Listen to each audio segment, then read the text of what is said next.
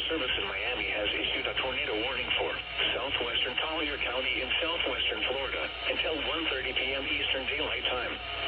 At 1:05 p.m. Eastern Daylight Time, a severe thunderstorm capable of producing a waterspout was located 9 miles south of Cape Romano, over 15 miles south of Marco Island, moving northwest at 25 miles an hour.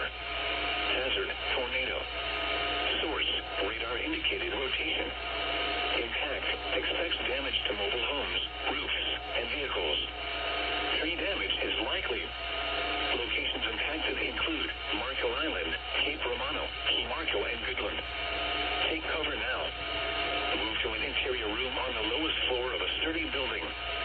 Avoid windows.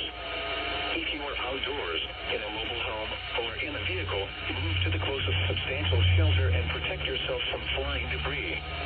Repeating, a tornado warning has been issued until 1:30 p.m. Eastern Daylight Time for the following county: Collier, Florida.